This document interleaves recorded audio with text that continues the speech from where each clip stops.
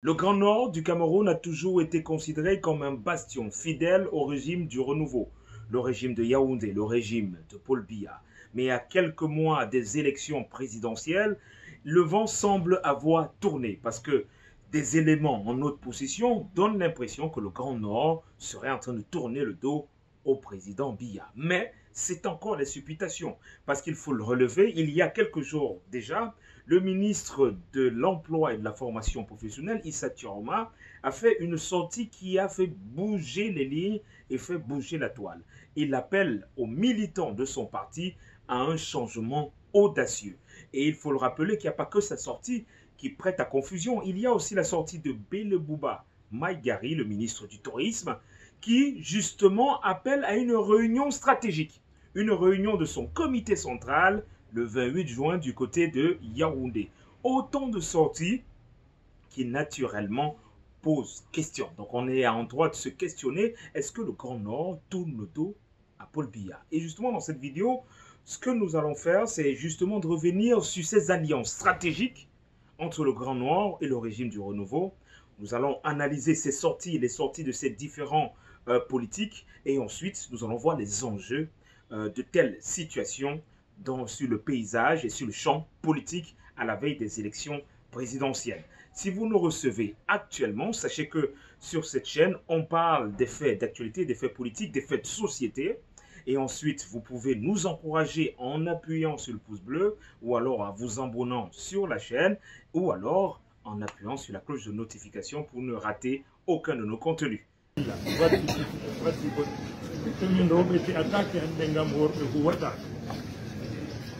nde weeti fulɓe ɓe garta do a fuu o mbiya fugaraɓe waɗani amin ɗo allah ni min keɓa worɓe barkat ɗo ha koɗɗon worɓe barkanteɗe na fe to ɓe ɗo kuwa e no ɓe kurata puisque concours ɓe ho'ataɓe wala ko ɓe gaɗantaɓe en ɗon ha nder bidu.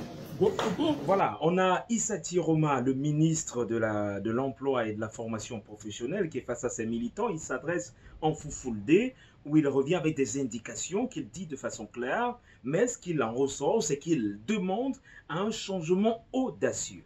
Donc, une sortie qui a fait un tollé général, parce qu'il faut rappeler que cette vidéo a fait le tour des réseaux sociaux et a divisé l'opinion publique. Donc, pour certains, ils estiment qu'il est assez honnête de parler de changement, ou alors qu'il est assez au fait et au courant de la situation actuelle au sein du Sérail pour justement parler de changement. Mais pour d'autres, on estime qu'on est plus dans des enjeux stratégiques ou alors une surenchère politique. Il faut rappeler que par exemple, Issa Tioroma, c'est aussi le président du FNC, un parti politique d'opposition qui a, lui, ses accords avec le président de la République, parce que Issa Tioroma, il le réitère, qu'il n'a pas d'accord avec le RDPC, il a plutôt des accords avec Paul Biya. Donc c'est ce qu'il dit. Bon, on parle là du FSNC. Et Issa Tioroma, je l'ai dit, avant c'est le ministre de l'Emploi et de la Formation professionnelle. Depuis 2018, ça fait 6 ans, plus de 6 ans déjà, décembre 2018. Et il a été aussi ministre de la Communication en 2009, pendant près d'une décennie. Et il faut aussi le rappeler qu'il a été ministre aussi des Transports entre 1992 et 1996. Mais sauf que entre 1996 et 2009, avant son retour au sein du gouvernement, Issa Tioroma a été un pourfendeur du régime. Il a été extrêmement critique face au régime de Yaoundé. Critique avec des paroles assez dures. Et maintenant, pour certains, justement dans l'opinion, ils estiment que ça va être très difficile de croire aux propos de Issa Tioroma, au vu du fait que d'un bout, il a été un opposant assez critique. Quand il est revenu au sein du pouvoir, il a changé de discours, il a justement mis en exergue les prouesses du renouveau, et qu'aujourd'hui, à quelques jours, il y a quelques mois, sa sortie à quelques mois des élections présidentielles, pose caution. Donc, pour une frange de l'opinion, on est plus dans la surenchère pour un meilleur positionnement. Parce que certains estiment que le ministère qu'il occupe actuellement est un ministère qui est vraiment pas un ministère de souveraineté, un ministère d'un positionnement plus important. Pour eux, le ministère de l'Emploi et de la Formation professionnelle est plus un placard. ils estiment que Issa Tiroma est plus dans la surenchère et qu'il veut se positionner et qu'il souhaite avoir un ministère beaucoup plus important pour les prochaines années, si le président actuel est réélu.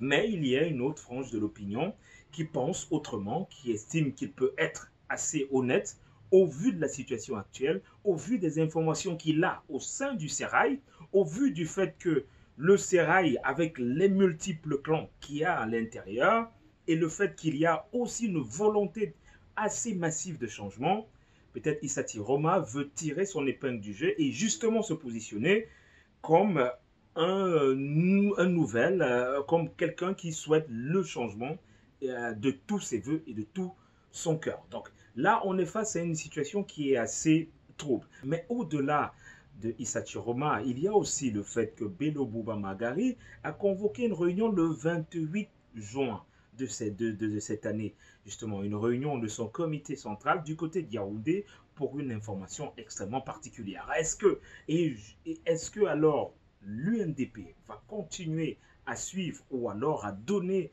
le temps ou donner la consigne de vote pour le président Biya lors des élections présidentielles? C'est tout là l'enjeu, tout là la question.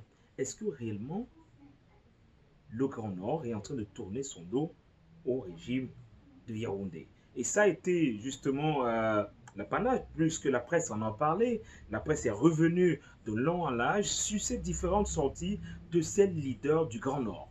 Et avant ça, il faut le rappeler, depuis les années 90, justement, juste après cette période assez cruciale qui s'est déroulée au Cameroun en 1984, dès les années 90, le Grand Nord a toujours apporté son soutien au président Biya.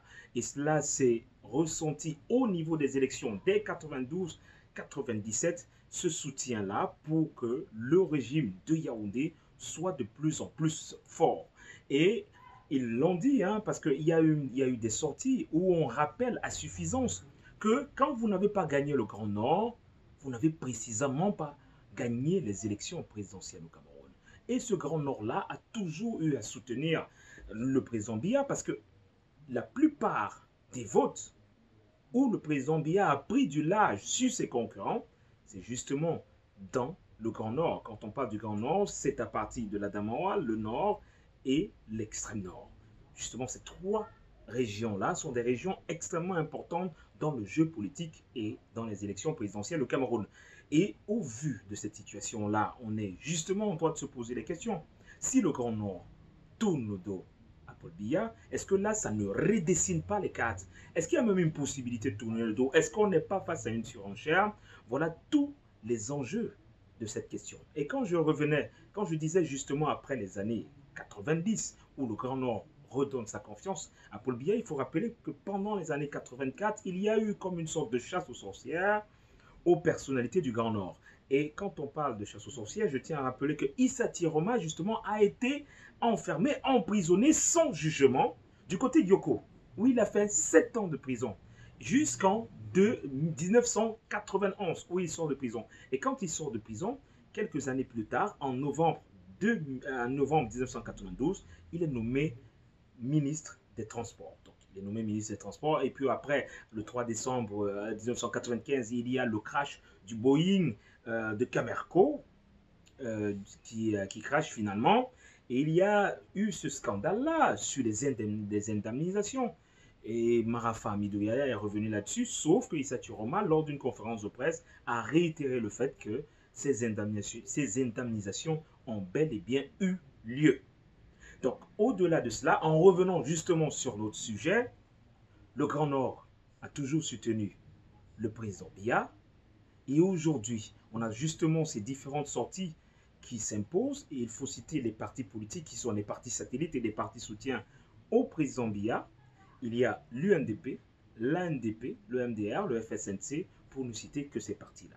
Il soutient Paul Biya parce que lors des élections législatives et municipales, c'est justement la guerre. Hein? Donc, il n'est plus raison de soutenir le RDPC. À ce moment-là, c'est chacun qui se bat pour avoir des députés ou des conseillers. Donc, c'est ça la situation. Mais lors des élections présidentielles, le Grand Nord, justement, ces partis politiques-là apportent le soutien au président Biya. Et face à cette situation-là, il y a justement, on doit, comme je le disais, de se poser des questions. Est-ce qu'on est face à une surenchère politique ou alors est-ce que réellement on est face à de réels enjeux où le Grand Nord aurait décidé de se dire que le Sud a eu son président, maintenant on souhaite que le pouvoir revienne au Grand Nord, parce qu'il faut noter qu'il y a un grand mouvement du côté du Grand Nord, le mouvement de 10 millions, je crois que c'est 10 millions, 11 millions de nordistes, ce mouvement-là qui estime que le pouvoir doit revenir au Grand Nord. Donc c'est ça la réalité, qui estime que le pouvoir doit revenir au Grand Nord. Donc,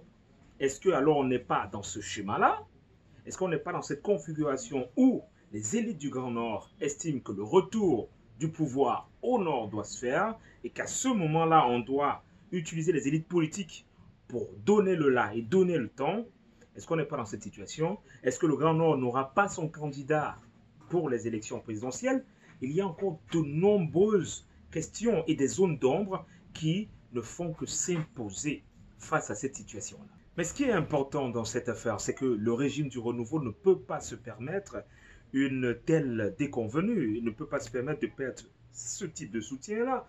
Parce que la perte de ce type de soutien, comme je l'ai dit, redéfinit les cartes et non seulement peut créer un statu quo ou alors faire créer l'émergence d'une nouvelle élite. Ce n'est pas important pour le régime du renouveau qui doit justement justifier avoir ces remparts-là pour avoir les voix du Grand Nord. Je tiens toujours à rappeler que les votes dans le Grand Nord sont liés à au moins 3 facteurs.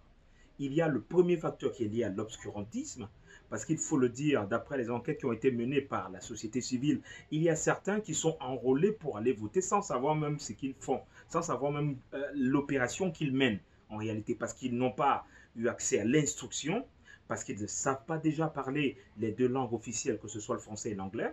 Donc, on fait leur carte nationale d'identité, on entraîne ces derniers justement dans ce type d'opération. On leur demande, allez juste mettre ce type de bulletin dans l'enveloppe et aller mettre dans l'urne, c'est tout. Ils font juste l'opération comme des automates sans savoir réellement l'impact de l'opération qu'ils portent. Ça, c'est le premier facteur. Et le second facteur, c'est un facteur qui est lié justement à l'élite traditionnelle et religieuse. C'est une élite qui, quand elle donne une consigne de vote, cette consigne de vote est très souvent suivie. Donc, et cette élite-là, il faut pas, on ne joue pas avec cette élite parce que c'est la raison pour laquelle plusieurs Lamibé qui, par exemple, ont des postes de sénateurs ou même des fils de Lamibé qui ont des postes de ministre ou alors de secrétaire.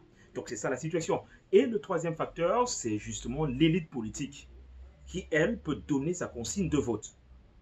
Une consigne de vote qui compte. Donc, le RDPC ne peut pas se prévaloir d'une telle situation, une situation qui pourrait déstabiliser la zone. Est-ce que aussi les partis dits de l'opposition veulent non seulement rebattre les cartes ou alors se positionner pour le changement et donner leur voix aux différents opposants qui sont en liste actuellement? Ça, c'est vraiment les nombreuses questions qui ne peuvent que tarauder notre esprit face à cette situation qui est, somme toute, une situation un peu anodine. Une situation qui est, somme toute, une situation un peu particulière à moins de 4 mois des élections présidentielles. Est-ce que justement la sortie de Issa Turoma et l'ensemble de ces événements qui ont cours du côté de l'extrême nord sont assez sincères pour tourner le dos au régime de Yaoundé? Voilà la question qui s'impose actuellement. Répondez en commentaire et merci de répondre. Et alors, si vous n'êtes pas encore abonné à la chaîne YouTube, abonnez-vous et justement appuyez sur le pouce bleu ou sur la cloche de notification pour ne pas manquer nos contenus. À bientôt.